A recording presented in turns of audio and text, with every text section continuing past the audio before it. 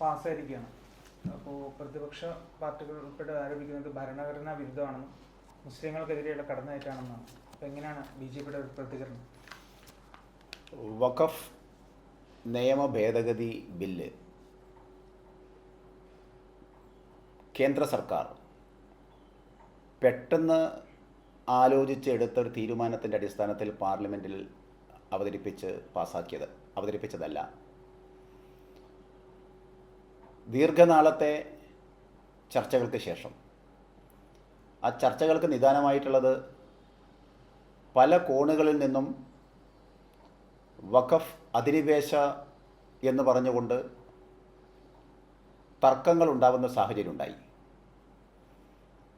പാവപ്പെട്ട ആളുകളുടെ സ്വത്തിന്മേൽ അവകാശവാദം ഉന്നയിച്ചുകൊണ്ട് വഖഫ് ബോർഡ് ഉയർത്തിയ പ്രശ്നം അത് രാജ്യത്താകമാനം 194 തർക്കങ്ങൾ ഉടലെടുക്കുകയുണ്ടായി അടുത്ത കാലങ്ങളിലായി. അങ്ങനെ രാജ്യത്തിൻ്റെ വിവിധ ഭാഗങ്ങളിൽ തർക്കങ്ങൾ ഉടലെടുത്തു. ജനങ്ങൾ സർക്കാരിനെ സമീപിച്ചു. ഇങ്ങനെ സമീപിച്ചതിൻ്റെ അടിസ്ഥാനത്തിൽ കേന്ദ്ര സർക്കാർ ഇത് സംബന്ധമായ പരിശോധന നടത്തി.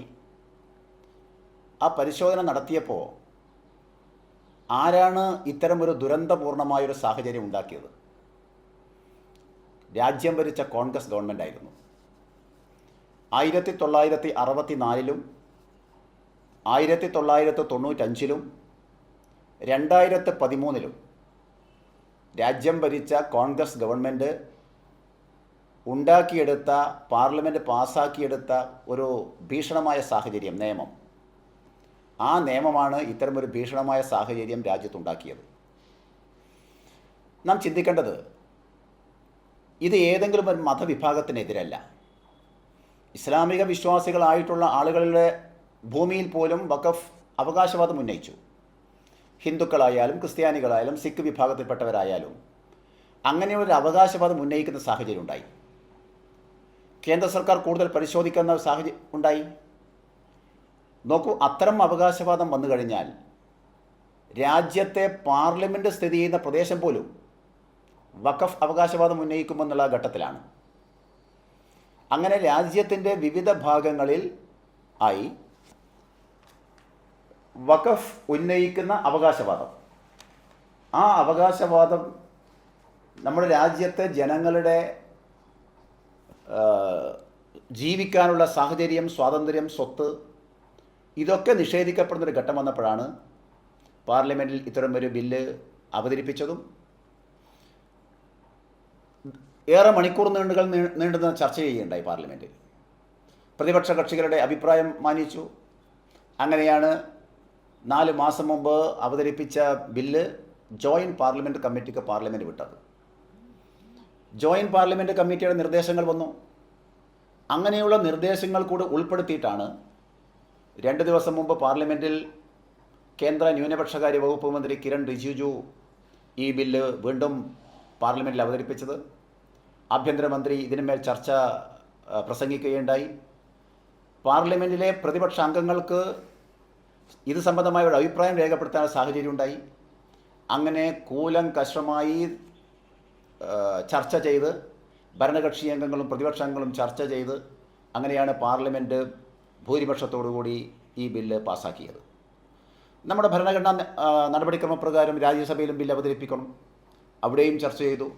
പ്രതിപക്ഷാംഗങ്ങൾ അവരുടെ വിലപ്പെട്ട അഭിപ്രായങ്ങൾ രേഖപ്പെടുത്തുകയുണ്ടായി. അങ്ങനെ രാജ്യത്തെ ഭരണപക്ഷി അംഗങ്ങളും പ്രതിപക്ഷ കക്ഷികളും ചർച്ച ചെയ്തു. അങ്ങനെ തുടർന്നാണ് രാജ്യസഭയും ആ ബില്ല് വോട്ടെടുപ്പോടെ പാസ്സാക്കിയത്. ഇതെന്തുകൊണ്ടാണ് പിന്നെ ഭരണഘടനാ വിരുദ്ധമാണെന്ന് പ്രതിപക്ഷം ആരോപിക്കുന്നത്? അല്ല, പ്രതിപക്ഷത്തിന് കേന്ദ്ര സർക്കാർ, നരേന്ദ്രമോദി സർക്കാർ എന്ത് കൊണ്ടുവന്നാലും ഭരണഘടനാ വിരുദ്ധമാണ്. ഇപ്പം പൗരത്വ ഭേദഗതി നിയമം കൊണ്ടുവന്നു. അത് ഏതെങ്കിലും ഒരു മതവിഭാഗത്തിനെതിരായിരുന്നില്ല. രാജ്യത്തെ എല്ലാ ആളുകൾക്കും വേണ്ടിയായിരുന്നു അങ്ങനെ ഒരു നിയമം കൊണ്ടുവന്നത്. തെറ്റിദ്ധരിപ്പിക്കുകയായിരുന്നു, ഇസ്ലാമിക വിശ്വാസികളെ തെറ്റിദ്ധരിപ്പിക്കുകയായിരുന്നു. ഇത് അവർക്ക് ഇവിടെ ജീവിക്കാൻ കഴിയില്ല, പാകിസ്ഥാനിൽ പോകേണ്ടി വരും, ബംഗ്ലാദേശിൽ പോകേണ്ടി വരും, എന്തെല്ലാം പ്രചരണങ്ങൾ നടത്തിയിരുന്നു നമുക്ക് കേട്ടിരുന്നില്ലേ? എന്നാൽ ഇത്രയും കാലത്തിനിടയിൽ ഇതിൻ്റെ പേരിൽ ഏതെങ്കിലും ഒരാൾക്ക് രാജ്യം വിട്ടു പോകേണ്ട സാഹചര്യം ഉണ്ടായോ?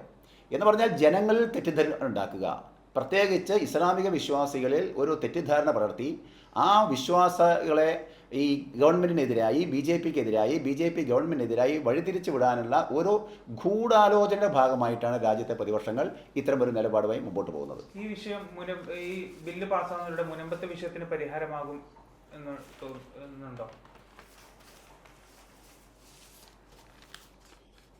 ഞാൻ നേരത്തെ സൂചിപ്പിച്ചു, 1964-ലും 95-ലും 2013-ലും കോൺഗ്രസ് ഗവൺമെൻറ് പാർലമെൻറ്റ് ഉണ്ടാക്കിയെടുത്ത നിയമം രാജ്യത്ത് 132 നമ്മുടെ രാജ്യത്ത് നിലവിലുള്ളത് 32 വഖഫ് ബോർഡുകളാണുള്ളത്. ഈ വഖഫ് ബോർഡിൻ്റെ അധീനതയിൽ 8 ലക്ഷം ഏക്കർ ഭൂമിയിലായി 8,72,292 രജിസ്റ്റർ ചെയ്യപ്പെട്ട സ്ഥാവര ജംഗമ സ്വത്തുക്കളുണ്ട്. ഒരുപക്ഷേ ഇന്ത്യൻ സൈന്യത്തിനും റെയിൽവേക്കും ശേഷം ഏറ്റവും കൂടുതൽ സ്വത്തുക്കളുള്ളത് വഖഫ് ബോർഡിനാണ്. 95-ൽ പാസാക്കിയ നിയമമനുസരിച്ച് വഖഫ് ബോർഡ് ഏതെങ്കിലും ഒരു പ്രദേശത്ത് അവകാശവാദം ഉന്നയിച്ചാൽ ആ അവകാശവാദം ഉന്നയിക്കുന്ന വഖഫിനല്ല അവർക്ക് അതിൻ്റേതായ രേഖകൾ സമർപ്പിക്കേണ്ട ആവശ്യമില്ല. ആരുടെ പ്രദേശമാണോ വഖഫ് അവകാശം ഉന്നയിക്കുന്നത് ആ വ്യക്തികളായിരിക്കണം അവരുടെ രേഖ ഹാജരാക്കേണ്ടത്. അവരുടെ രേഖ എവിടെ ഹാജരാക്കണം? നമ്മുടെ സിവിൽ കോർട്ടിലോ അല്ലെങ്കിൽ മറ്റുള്ള ഏതെങ്കിലും നീതിന്യായ വ്യവസ്ഥയിൽ പോകാൻ സാധ്യമല്ല. അവർക്ക് വഖഫ് ട്രൈബ്യൂണൽ മാത്രമേ പോകാൻ അധികാരമുള്ളൂ. വഖഫ് ട്രൈബ്യൂണൽ എന്ന് പറയുന്നത് ഏതാനും മതപണ്ഡിതന്മാർ അത്തരം ആളുകൾ ചേർന്നിട്ടുള്ള ഒരു സംവിധാനമാണ് വഖഫ് ട്രൈബ്യൂണൽ എന്ന് പറഞ്ഞാൽ. അവിടെ ജഡ്ജിയോ അല്ലെങ്കിൽ നമ്മുടെ ഇന്നത്തെ നീതിന്യായ വ്യവസ്ഥയുമായി കൈകാര്യം ചെയ്യുന്ന ആളുകളൊന്നും അതിലില്ല. സ്വാഭാവികമായും അതിൽ അശാസ്ത്രീയതയുണ്ട്. ആ അശാസ്ത്രീയത ഉണ്ടാക്കിയെടുത്തത് കോൺഗ്രസ്സാണ്. 95-ലെ ഭേദഗതിയിലൂടെയാണ് കോൺഗ്രസ് പാർലമെൻറ്റ് ഉണ്ടാക്കിയെടുത്തത്. ഇതിനെ ചോദ്യം ചെയ്യാൻ ആർക്കും കഴിയില്ല. ഇപ്പോൾ 2013-ൽ വീണ്ടും കോൺഗ്രസ് ഉണ്ടാക്കിയെടുത്ത ഭേദഗതി, ആ ഭേദഗതി ഉണ്ടാക്കിയെടുത്തത് അതുപ്രകാരം ഇതിൻ്റെ ആഭ്യന്തര ഭരണവും നടത്തിപ്പും കൂടുതൽ സുതാര്യവും അതുപോലെ ഉത്തരവാദിത്വപൂർണ്ണമാക്കി. നമ്മുടെ ഇത്തരം ഒരു നിയമ സംവിധാനം കോൺഗ്രസ് ഗവൺമെൻറ് കൊണ്ടുവന്നതുകൊണ്ട് ജനങ്ങളെ കഷ്ടപ്പെടുകയാണ്. ഇന്ന് ഗവൺമെൻറ് ഉണ്ടാക്കിയെടുത്തത് എന്താ? ഞാൻ നേരത്തെ സൂചിപ്പിച്ചു, ഇതിൻ്റെ പേരിൽ സ്വത്തുകൾ നഷ്ടപ്പെടുന്നത് ഹിന്ദുക്കൾ മാത്രമല്ല, ക്രിസ്ത്യാനികൾ മാത്രമല്ല, ഇസ്ലാമിക വിശ്വാസികളുടെ കൂടി സ്വത്ത് നഷ്ടപ്പെടുകയാണല്ലോ. ഇത് സംബന്ധമായി ഗവൺമെൻറ് ഒരു കാതലായ മാറ്റം വരുത്തി. ആ മാറ്റം വന്നുള്ളത് എല്ലാവരാലും അംഗീകരിക്കപ്പെടുന്ന മാറ്റമാണ്.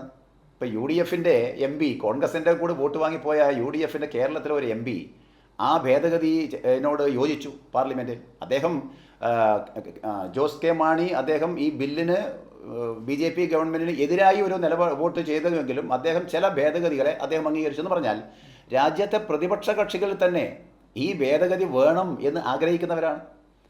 ഇനി താങ്കൾ ചോദിച്ച ചോദ്യം, ഈ വിഷയത്തോടുകൂടി മുനമ്പം പ്രദേശത്തെ പ്രശ്നങ്ങൾ പരിഹരിക്കപ്പെടും. തീർച്ചയായും. അതായത് ഇന്ന് കുടിയൊഴിപ്പിക്കപ്പെടുന്ന ഭീഷണമായൊരു സാഹചര്യം ഈ ബില്ല് പാസ്സാവുന്നതോടും ഇല്ലാതായിരിക്കുന്നു. മുനമ്പത്തെ സമരപന്തലിലുണ്ടായിരുന്നത് കേവലം ഏതെങ്കിലും ഒരു മതവിശ്വാസത്തിൽപ്പെട്ട ക്രിസ്ത്യാനികൾ മാത്രമായിരുന്നില്ല. ഹിന്ദുക്കളുണ്ടായിരുന്നു, മുസ്ലിങ്ങളുണ്ടായിരുന്നു. അവിടെ രാപ്പകലിൽ വ്യത്യാസമില്ലാതെ സമരങ്ങളായിരുന്നു. എത്രയോ കാലങ്ങളായി സമരത്തിലായിരുന്നു.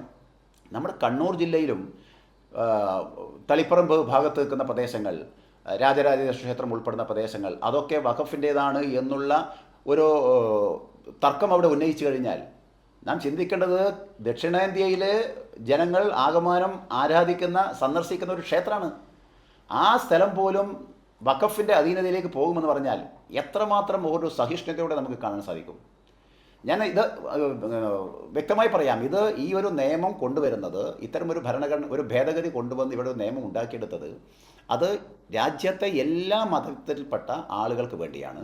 ഏതെങ്കിലും ഒരു മതവിഭാഗത്തെ എതിരായിട്ടോ അല്ലെങ്കിൽ ഏതൊരു മതവിഭാഗത്തിന് അനുകൂലമായിട്ടോ ഉള്ള ചിന്തയേ അല്ല. എല്ലാ മതവിശ്വാസികൾക്കും ഉൾക്കൊള്ളാവുന്ന, സ്വീകരിക്കാവുന്ന, അവർക്ക് കൂടെ ഗുണകരമാകുന്ന ഒരു ബില്ലാണ്, ഒരു നിയമമാണ് രാജ്യത്ത് ഉണ്ടാക്കിയെടുത്തത്. ഈ നിയമം ഉണ്ടാകുന്നതോടുകൂടി തീർച്ചയായും ഇങ്ങനൊരു ഭീഷണമായ സാഹചര്യം ഉണ്ടാക്കിയെടുത്ത കോൺഗ്രസ് ആണ്.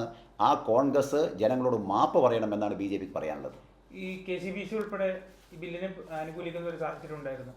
അപ്പോൾ അങ്ങനെ നോക്കുമ്പോൾ ഇപ്പോൾ കഴിഞ്ഞ ദിവസം സമൂഹ മാധ്യമങ്ങൾ ഉൾപ്പെടെ വന്ന ഒരു ചർച്ച, അവസാനം ചർച്ച് ബില്ല് കൂടി കൊണ്ടുവരും, അപ്പോൾ നിങ്ങൾ പഠിക്കും എന്നൊക്കെയുള്ള പോസ്റ്റുകളൊക്കെ കാണാനായിട്ട്. അപ്പോൾ ഇങ്ങനെ അല്ല, ഇതൊക്കെ രാജ്യത്തെ പ്രതിപക്ഷങ്ങൾ ജനങ്ങളെ തെറ്റിദ്ധരിപ്പിക്കാൻ വേണ്ടി നടന്ന ബോധപൂർവം ഒരു ശ്രമമാണ്. KCBCയും അവരുടെ അധ്യക്ഷന്മാരും അവരുടെ മതപണ്ഡിതന്മാരൊക്കെ അവർക്കൊക്കെ വസ്തുനിഷ്ഠമായി കാര്യങ്ങളറിയാം. കോൺഗ്രസിൻ്റെയോ കമ്മ്യൂണിസ്റ്റുകാരുടെയോ ഈ ദുഷ്പ്രചരണത്തിൽ വീഴുന്നവരല്ല. ഇസ്ലാമിക വിശ്വാസികളിൽ വലിയ അളവോളം ആളുകൾ ഇതിൻ്റെ യാഥാർത്ഥ്യം ഉൾക്കൊണ്ടുകൊണ്ട് മുമ്പോട്ട് അനുകൂലിക്കുന്നവർ തന്നെയാണ്. ഈ തെറ്റിദ്ധാരണ കോൺഗ്രസ്സുകാരും കമ്മ്യൂണിസ്റ്റുകാരും ബോധപൂർവം ആളുകൾ തെറ്റിദ്ധരിപ്പിക്കുകയാണെന്ന് ഇസ്ലാമിക വിശ്വാസികളായിട്ടുള്ള മഹാഭൂരിപക്ഷം ആളുകൾക്ക് പോലും ബോധ്യമുണ്ട്. അത് വരും നാളുകളിലൂടെ അവരുടെ അഭിപ്രായ പ്രകടനം, അവരുടെ പ്രവർത്തനങ്ങൾ നമുക്ക് ജനങ്ങൾക്ക് കൂടുതൽ ബോധ്യം വരും.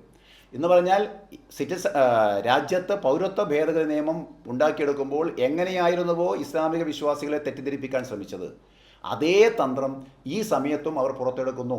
ഇങ്ങനെയുള്ള കുതന്ത്രങ്ങൾ എല്ലാ കാലത്തും പ്രയോഗിച്ചുകൊണ്ട് UDFനും LDFനും ഒരു നിലനിൽപ്പ് ഉണ്ടാവില്ല എന്നുള്ള തിരിച്ചറിവ് ആസന്ന ഭാവിയിൽ തന്നെ അവർക്കുണ്ടാകും. ഈ തെരഞ്ഞെടുപ്പ് മുന്നിൽ കണ്ടുള്ള ഒരു രാഷ്ട്രീയ അജണ്ടയാണ് ഇതെന്നാണ് പിന്നെ മറ്റൊരു ആരോപണം. കാരണം ഇന്നലെ 50 പേരോളം മുനമ്പത്ത് BJPയിൽ ചേർന്നു എന്നൊക്കെയുള്ള ഒരു വാർത്തയൊക്കെ പുറത്തു വരുന്ന സാഹചര്യമുണ്ട്. അല്ല, രാജ്യത്ത് ഇപ്പോഴേത് തെരഞ്ഞെടുപ്പ് ഇപ്പോൾ വരാൻ പോകുന്നത്? തെരഞ്ഞെടുപ്പ് നമ്മുടെ ഇന്ത്യ രാജ്യത്ത് തെരഞ്ഞെടുപ്പുകൾ വരുന്നു പോകുന്നു. അത് ഒരു സംസ്ഥാനത്തല്ലെങ്കിൽ മറ്റൊരു സംസ്ഥാന തെരഞ്ഞെടുപ്പ് കൂടെ ഉണ്ടാവും. ഈ തെരഞ്ഞെടുപ്പ് ലക്ഷ്യം വെച്ചുകൊണ്ട് കാലാകാലം നീങ്ങിയത് കോൺഗ്രസ്സാണ്. അതിൻ്റെ ഭാഗമായിട്ടാണ് എങ്ങനെ ഒരു വോട്ട് എങ്ങനെ വാങ്ങാം എന്നുള്ള ചിന്ത പലപ്പോഴും സ്വീകരിച്ച് തെരഞ്ഞെടുപ്പ് സമയത്ത് കുതന്ത്രം പ്രയോഗിച്ചത് കോൺഗ്രസ്സുകാരാണ്. ആ കോൺഗ്രസ് ഇങ്ങനെ പറയൂ, അവർക്ക് ഇങ്ങനെ പറയാൻ അറിയൂ. BJPയെ സംബന്ധിച്ചിടത്തോളം ഒരു തെരഞ്ഞെടുപ്പ് ലാക്കാക്കിക്കൊണ്ട് നടക്കുന്ന പ്രവർത്തനമേ അല്ല. അത് തെരഞ്ഞെടുപ്പ് ഉണ്ടായാലും തെരഞ്ഞെടുപ്പില്ലെങ്കിലും, ഈ സമയത്തൊരു തെരഞ്ഞെടുപ്പ് നമ്മുടെ മുമ്പിലില്ല. ഇനി തെരഞ്ഞെടുപ്പ് ഉണ്ടായാലും തെരഞ്ഞെടുപ്പില്ലെങ്കിലും രാജ്യത്തെ ജനങ്ങൾക്ക് വേണ്ടിയുള്ള ഒരു പോരാട്ടം അത് ഏത് സമയത്തായാലും BJP ഗവൺമെൻറ് മുമ്പോട്ട് കൊണ്ടുപോകും. എല്ലാ വിഭാഗം ആളുകളുടെയും പിന്തുണ ആർജിച്ചുകൊണ്ട് നരേന്ദ്രമോദി സർക്കാർ പൂർവാധികം ശക്തിയോടുകൂടി ഇനിയും മുമ്പോട്ടേക്ക് പോകും. നമ്മുടെ രാജ്യത്ത് ജനങ്ങളെ വഞ്ചിക്കുന്ന, ജനങ്ങളെ തെറ്റിദ്ധരിപ്പിക്കുന്ന കോൺഗ്രസിൻ്റെ ഈ കുതന്ത്രം, മാർക്സിസ്റ്റുകളുടെ ഈ തെറ്റായ പ്രചരണം ജനങ്ങൾ തിരിച്ചറിയും എന്നുള്ള ശുഭാപ്തി വിശ്വാസം ഞങ്ങൾക്കുണ്ട്.